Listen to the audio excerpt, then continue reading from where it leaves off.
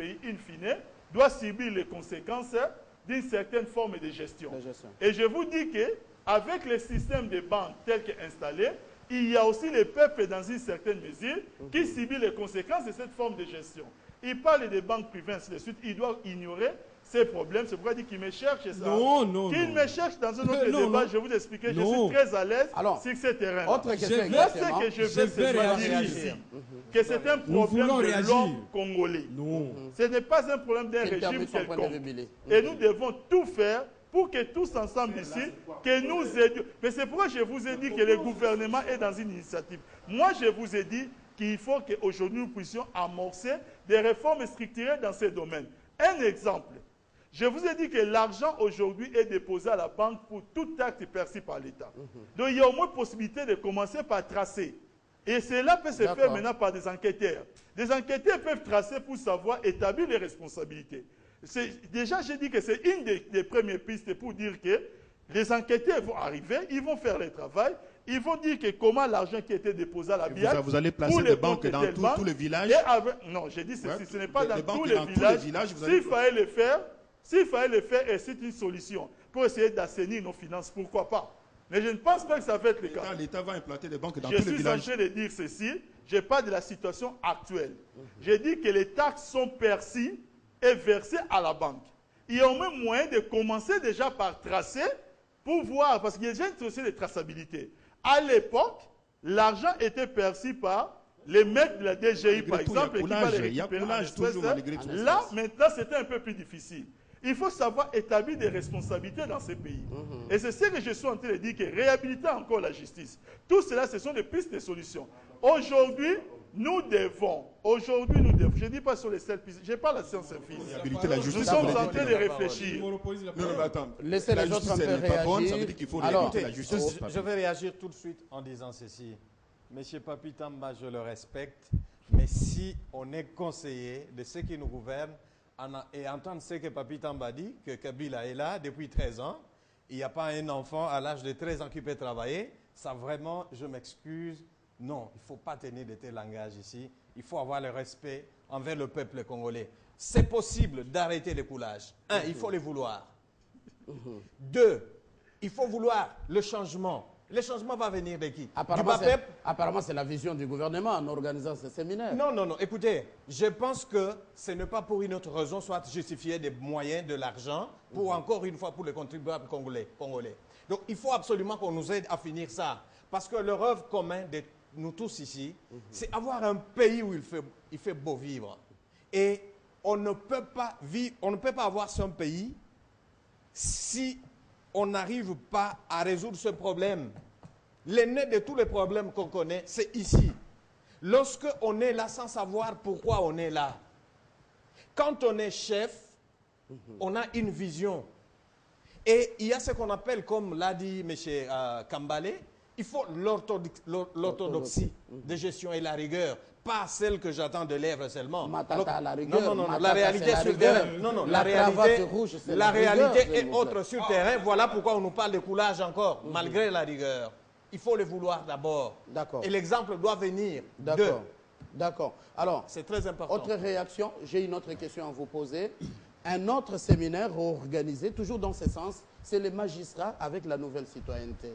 L'impunité en RDC serait-elle encouragée par cette justice à deux temps, justice à deux vitesses? Oui, et dans l'entretemps, nous sommes en train de proposer des pistes et des solutions. Vous savez, dans notre pays, nous avons un problème. Prenez toutes et chacun 2 minutes, nous sommes vraiment vers la fin. Oui. Notre problème, c'est que nous avons un État démissionnaire. Ça veut dire l'État a sacrifié tous les services au profit des individus. Ça, c'est une affirmation gratuite. Pourquoi nous disons ça? Est-ce que vous pouvez vous imaginer qu'un gouvernement initie un séminaire? Non. Quel est le travail de la société civile? Quel est le travail de la société civile? C'est la société civile qui, en réalité, devait jouer ce rôle. Mais comme nous avons des gouvernants, les gouvernants, on les attend par quoi? On les attend au résultat d'une gestion. Et c'est la société civile qui doit amorcer, qui doit organiser des conférences et des séminaires dans le cadre d'un contrôle systématique et systémique. Mais ici, chez nous, la société civile veut aussi gérer. Ici, chez nous, c'est justement les conséquences et c'est là le système que nous sommes en train de décrier. Réhabiliter l'État. Vous avez parlé de la justice. Est-ce que vous pouvez comprendre qu'au même moment, on nous parle de coulage, mais en même temps, on ne nous présente pas les responsables de ce coulage? Ça veut dire, en quelque sorte, le gouvernement est en train de nous présenter une situation, mais en même temps, il nous dit qu'il n'y a aucun responsable. La clôture, c'est aujourd'hui. Nous disons ceci, que la première solution au problème du Congo, c'est d'abord la réhabilitation de l'État. L'administration publique doit être apolitique. Puisque aujourd'hui, lorsque quelqu'un, pour être engagé dans un service, il doit faire partie du PPRD.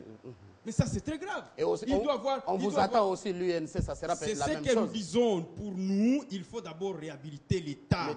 Lorsque l'État est réhabilité, il y aura l'inspection générale des finances qui sera un organe de contrôle. Il y aura la Cour des comptes qui est aussi un organe d'appui au Parlement pour les contrôles. Lorsqu'il y a contrôle à tous les niveaux, nous allons éviter et nous allons arrêter l'hémorragie. Il est anormal qu'aujourd'hui, les Congos, on puisse dire que nous avons un produit intérieur brut de 20 000 milliards de francs congolais. Mais c'est totalement inacceptable. Ça démontre qu'effectivement, toutes ces entreprises dont on nous cite au Katanga, c'est des entreprises qui en fait ne répondent que des poches des individus. Il n'est pas normal qu'aujourd'hui, on nous dise que le Congo a un budget de 7 milliards de dollars, mais chaque année, depuis que ce gouvernement est au pouvoir, depuis que ce pouvoir est là, chaque année, nous n'avons jamais dépassé le taux de réalisation de 55% du budget national. Et essentiellement, cet argent, lorsque vous prenez l'exécution des budgets, ça se termine dans les institutions. Comment pouvons-nous comprendre qu'une institution comme l'Assemblée nationale a un budget de 150 millions de dollars par an? Parce qu'ils en font quoi?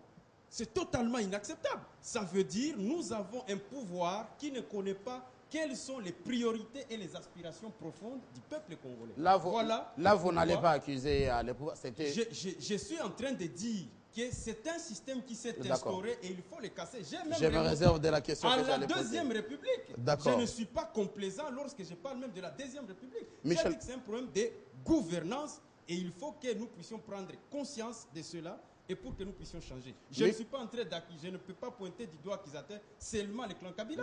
Le clan Kabila est la résultante d'un clan qui a aussi géré ce pays dans la gabégie. Mobutu, les maisons qu'il s'est construites dans cette ville, quand vous allez à Guadolite, on vous cite Crypte Marie la Miséricorde, 120 millions de dollars, des éléphants blancs. Mais ça, c'est des gestions calamiteuses que nous décrions aussi. D'accord. Michel Kitoko, des propositions maintenant. Est-ce que la justice serait-elle à la base de cette impunité? Oui, en quelque sorte, la justice est aussi responsable de la situation qui se passe actuellement. Raison de plus, le ministre de Médias avait initié avec les magistrats sur la nouvelle citoyenneté un séminaire encore pour essayer de restaurer. Papi Tamba de la majorité, lui aussi, il a reconnu qu'il faut restaurer la justice de l'État. Donc, quelque part, il se pose un vrai problème.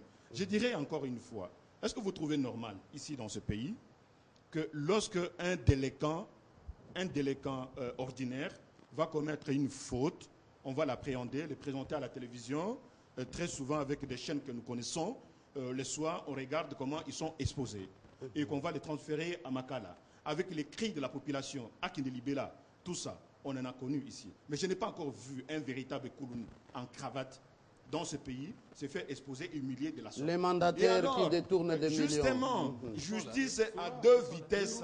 Justice à deux vitesses. Quand un citoyen ordinaire, un simple citoyen délinquant de la rue, on le prend, met dans le sac, il est exposé devant les caméras de la télévision tout de suite. Et il va s'exprimer avec des danses là que vous connaissez tous. Hein? Voler n'est pas bon. Voler n'est pas bon. Voler n'est pas bon. Il sursaute. Les gens ils trouvent que c'est normal parce qu'on arrête un petit délinquant. Les jours qu'on va arrêter un gros poisson, vraiment un véritable délinquant en cravate, un Kouloun en cravate dans ce pays, et qu'on l'expose de la sorte, je dirais, la justice est égale. Tout le monde est égal devant la justice. Or, aujourd'hui, ça ce n'est qu'une dimension. Deuxième dimension. Vous allez voir que c'est depuis un moment que j'ai toujours décrié que ce que nous connaissons à l'est du pays, j'ai trouvé toujours anormal que les gens qui sont des véritables délinquants, on se met autour d'une table avec, on discute sur les thématiques, sur la situation. Alors ce sont des violeurs, des massacreurs. Même la Côte d'Ivoire nous a déjà mis sur la liste des terroristes. Mais on continue à négocier avec. Équilibre la parole. Je trouve ça anormal. Notre procureur de la République, le procureur général de la République, devait lancer autant de mandats d'arrêt internationaux, plus que même la CPI. Pourquoi il ne les fait pas? Tout ça, ce sont des il répond aux à double vitesse. Merci beaucoup. Il n'y a pas complicité quand même, Billy Kambale. Christian Choukourou. Alors, proposition. Écoutez, la justice doit être réhabilitée dans ces pays. Le pays que nous voulons plus beau qu'avant ne peut pas être une réalité tant que la justice n'est pas réhabilitée. Mais cette justice doit être animée par des hommes. Et ceux qui nous dirigent peuvent nous aider à construire ce pays plus beau qu'avant. Mouzé l'a réussi. C'est un exemple. C'est un exemple plus récent. Vous n'allez pas refuser la révolution de la modernité. Je suis très désolé. Les boulevards et les routes ici et là, quand même. Mais il y a coulage tout de même. Nous parlons du coulage aujourd'hui. Il y a coulage.